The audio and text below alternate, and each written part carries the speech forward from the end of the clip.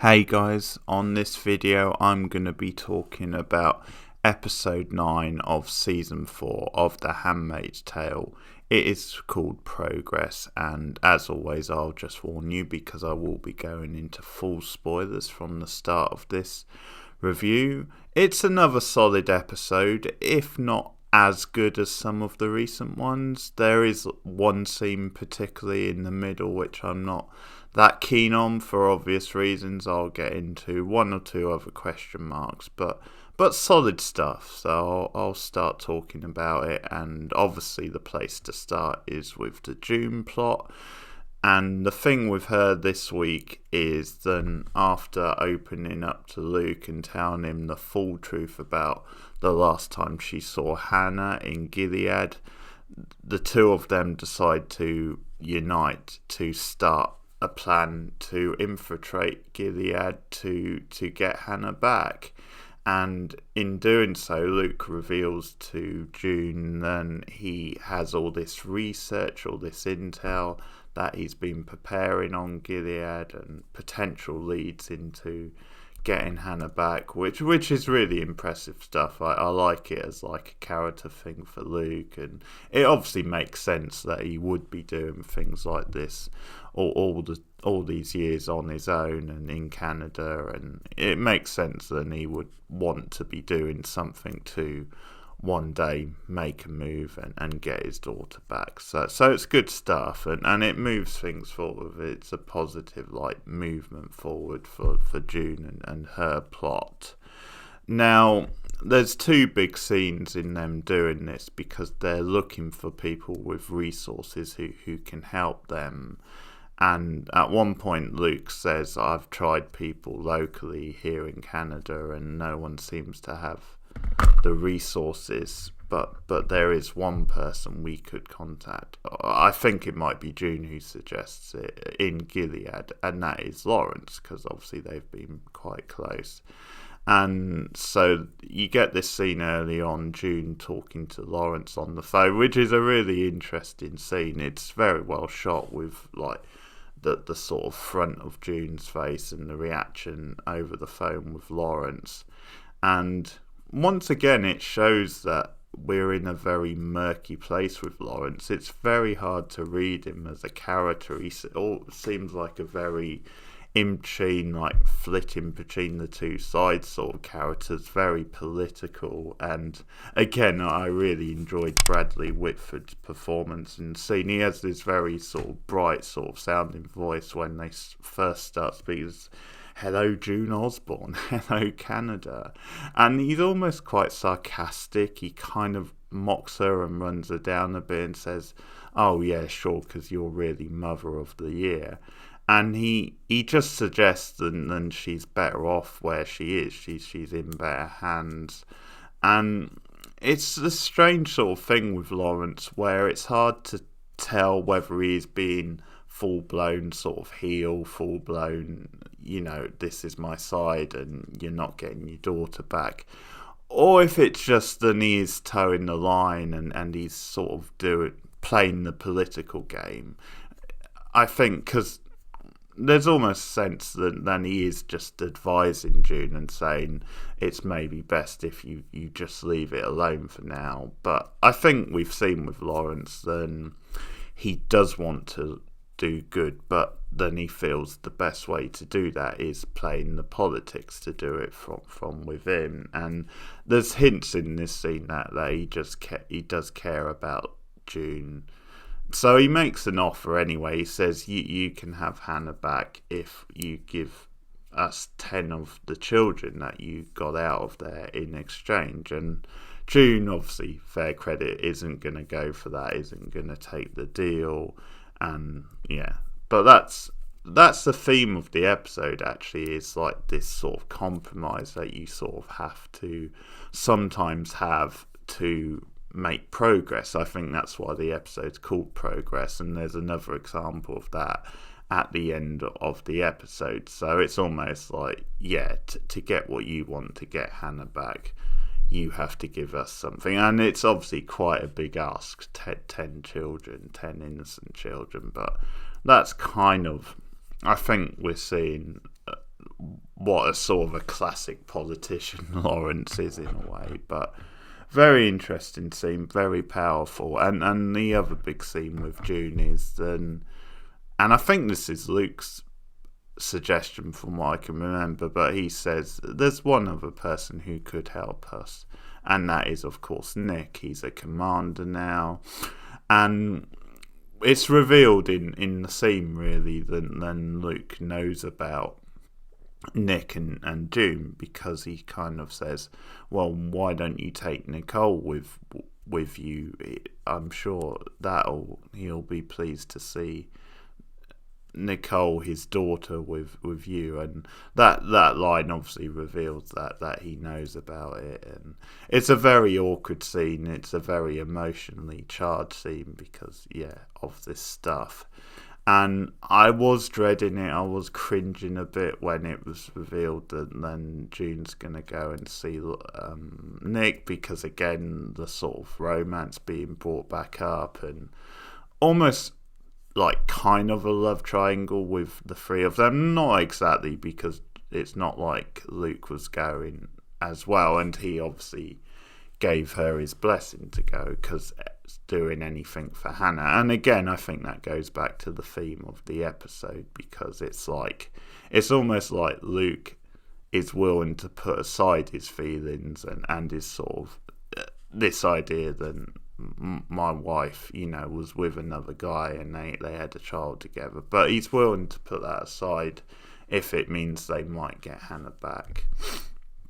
So we obviously get this big scene with June and with Nick, and it's all very emotional. Obviously, she takes Nicole with her, and so they get to spend a bit of time together. And it's this sort of big scene with the three of them and going over her old times. And I think for the plot, it definitely serves the purpose. And Nick shows that he's been like developing all this intel and this information, and he actually gives June the location of Hannah. He shows that she's in this place in Colorado. She's at this like some sort of like prestigious sort of academy. He says she's doing very well there.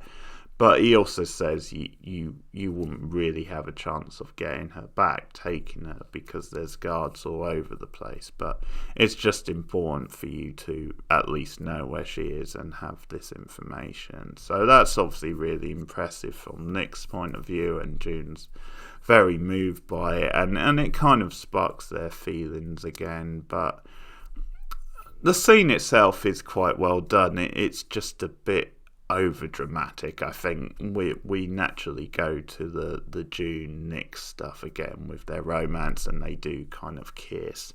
Now, to be fair, I think it feels like this could be the last time we see Nick, at least in a scene with June, because the way it plays, it's so dramatic. It feels like it could be their sort of goodbye. But I sort of just hate a little bit that they had to have them kissing, and it had to be such a big moment. I sort of feel like they should have moved on from this stuff, and again, maybe they have now, but there was that issue with the scene for me. But it did serve the plot, at least. There was a good reason to have them like in the same scene.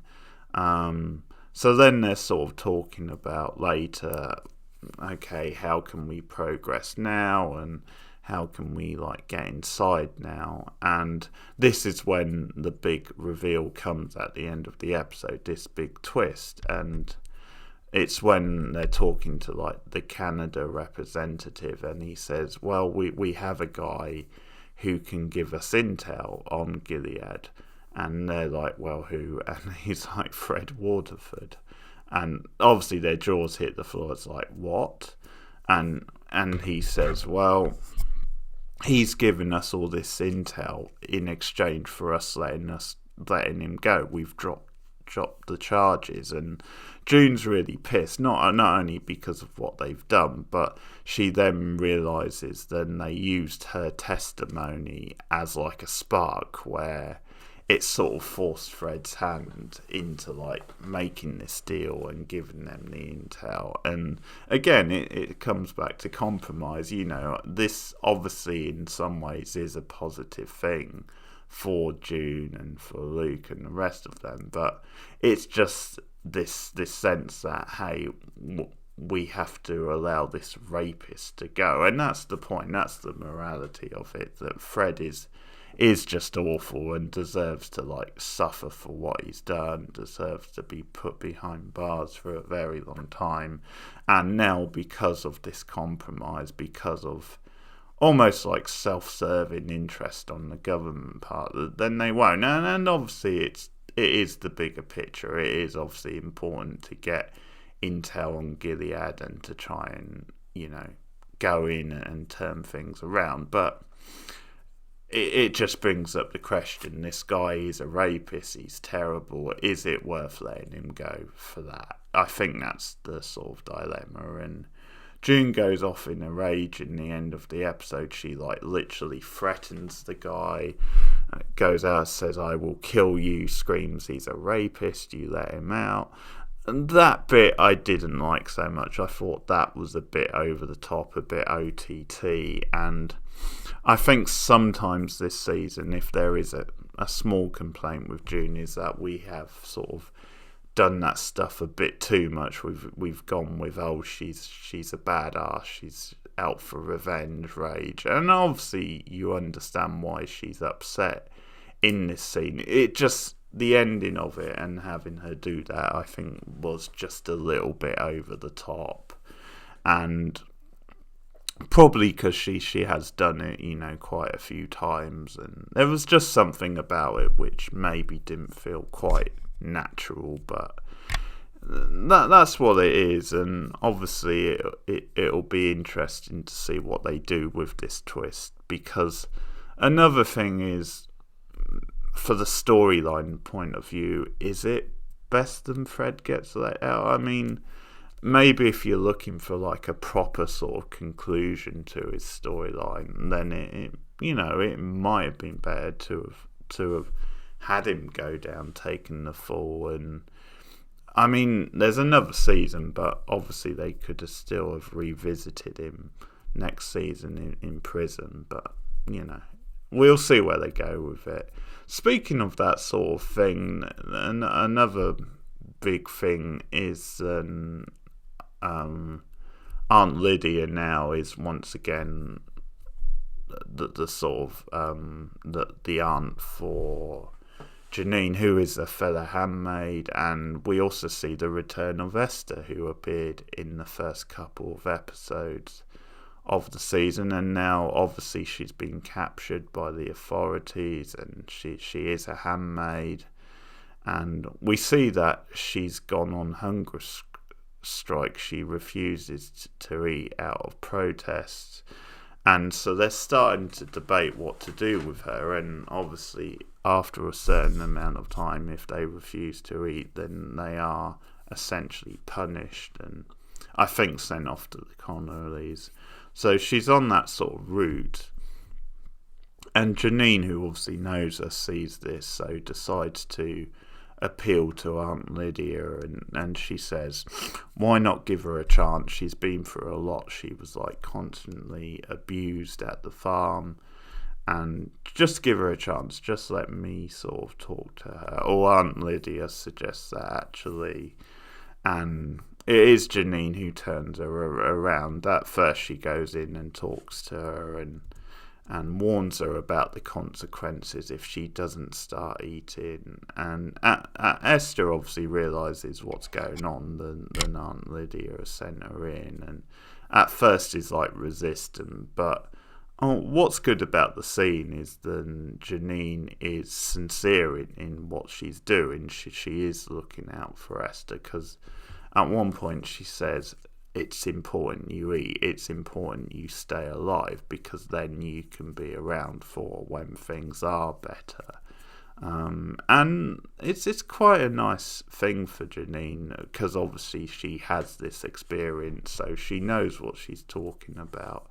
So to now see Esther in the same position as she probably was in the past. She's obviously very sympathetic, and there's again this good dynamic with Aunt Lydia and Janine, and I think Janine's obviously playing on that. She does go to Aunt Lydia because she knows that Lydia has a soft spot for her and all the rest of it, and we see that returned in a way because there's talk of what to do with Janine. So some of the other aunts are suggesting it's time to move her on. It's time she went to the colonies, that sort of thing. And it's actually Aunt Lydia who stands up for her and defends her and says, no, she's been a loyal sort of servant. She's got a place here. And there's sort of quite a funny scene later on where obviously Aunt Lydia, if you can imagine this with Aunt Lydia, but she kind of has a skip in a step when things have sort of turned around, and obviously Esther starts eating, and obviously Janine, I think, came good by getting her to do that, which sort of shows Janine's value as well. So it's almost like Aunt Lydia is in like a more positive place. So that's good stuff, because I was a bit worried that we were going to start getting a little repetitive with Janine, you know, having her back as a handmaid. And that was a bit concerning, but certainly in this episode I can't really complain too much, because I like what they did with it. I like the stuff with Aunt Lydia.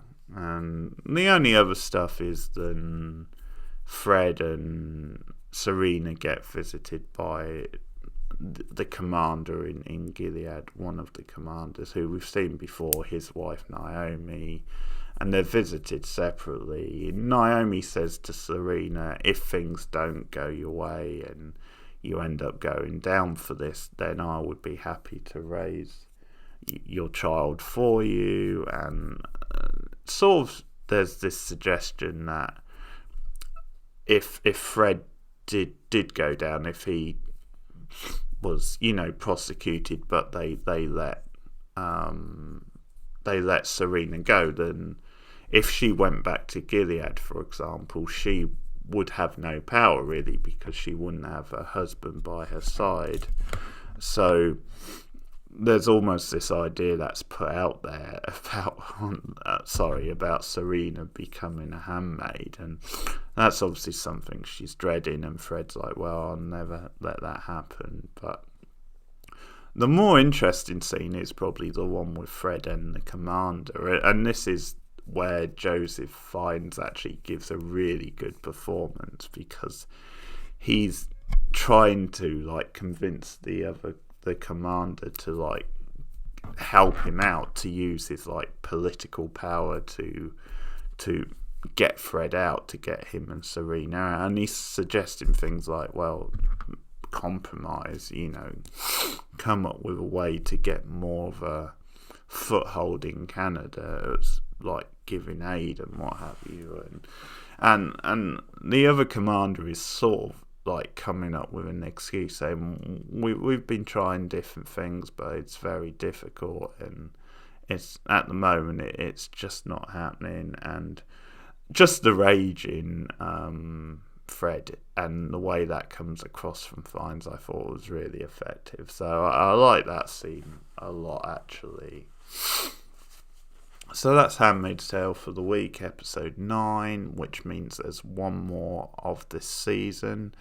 So that'll be next week. I'll be back with that. Gonna be a very interesting season finale, and where it will leave us, because we know there's at least one more season. There will be a season 5. So how is that gonna lead us going into that? There's sort of a lot of interesting stuff going on. So that's my review for the week. Let me know your thoughts in the comments below. Like and subscribe, and also share me out on social media.